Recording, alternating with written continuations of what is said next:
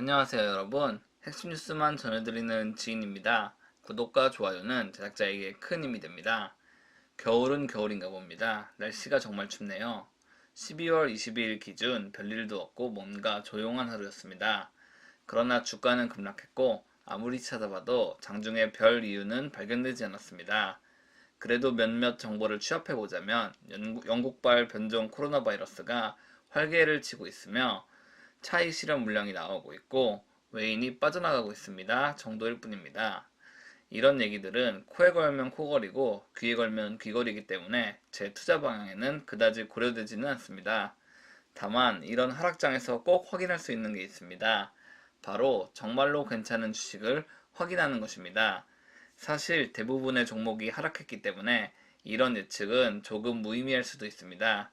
다만 이런 하락장에서 조금이라도 양봉을 기록했던 주식은 분명 저력이 있는 주식이라고 볼 수 있습니다. 제가 얼마 전 영상을 올렸던 한미반도체 그리고 현대로템이 그랬습니다. 오늘 확인해볼 업체는 하나솔루션입니다. 그럼 시작하겠습니다. 하나솔루션의 유상증자가 21일 있었습니다. 하나솔루션은 유상증자를 통해 총 1조 2천억 원을 확보하기로 했습니다. 신주 배정 기준일은 내년 1월 19일이며 예정 발행가는 보통주 38,200원입니다.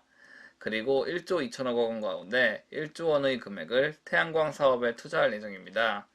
다만 제 생각에는 결국 모든 태양광 사업은 마지막에 있는 태양광 분산형 발전 기반 에너지를 통한 VPP 사업이 회사가 하고 싶은 골자라고 볼 수 있습니다.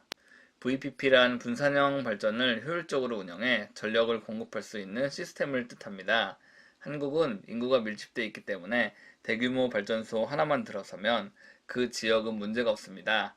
다만 미국과 같이 부지가 넓은 국가는 주택이 띄엄띄엄 있기 때문에 대규모 발전 대신 각 가정마다 태양광 발전을 설치하는 사례가 많습니다. 미국에서 수년 동안 태양광 모듈 1위를 차지하고 있는 하나솔루션도 이 사실을 당연히 잘 알고 있을 것입니다. 다만 이런 VPP를 운영하기 위해서 회사는 태양광 모듈 공급뿐 아니라 핵심적인 소프트웨어가 필요합니다. 하나솔루션은 이런 소프트웨어 회사를 확보하기 위해 꾸준히 여러 업체를 물색해 왔습니다. 하나큐셀은 지난 5월 호주 에너지 업체인 스위치딘에 500만 달러를 투자해 지분 20.26%를 확보했습니다. 스위치딘은 소규모 발전 설비와 ESS 등 분산 에너지 자원을 간편하게 관리하고 실시간으로 관련 전력량을 확인하고 제어할 수 있는 기술력을 가지고 있습니다. 즉 이는 VPP와 마이크로그리드를 준비하기 위한 밑거름 단계 기술이라고 할 수 있습니다. 이뿐 아니라 하나솔루션은 8월 미국 소프트웨어 업체 젤리를 인수했습니다.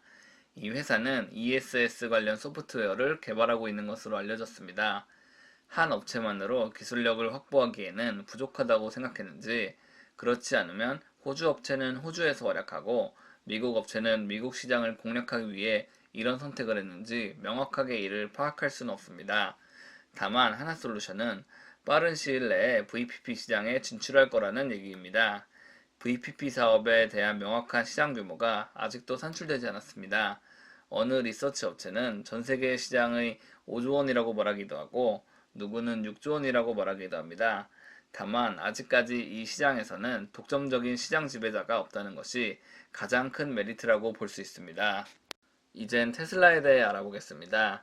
이제 막 VPP 사업에 진출하겠다고 한 하나솔루션과는 다르게 테슬라는 이미 영국의 에너지 공급 업체로 등록했습니다. 이 기사는 올해 10월 표출된 기사입니다.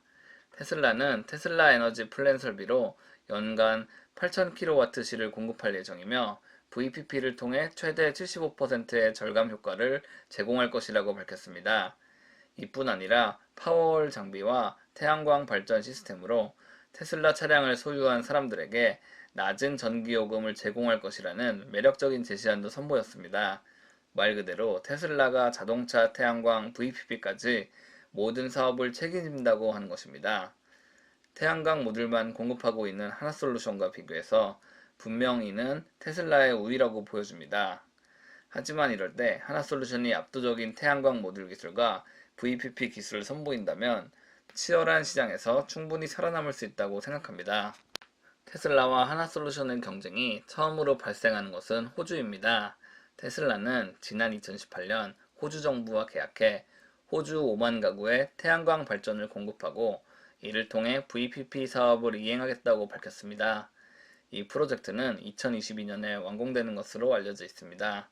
하나솔루션도 호주에 대한 구체적인 언급은 하지 않았으나 이미 호주 업체를 인수해 VPP 기술과 ESS 기술을 확보했습니다.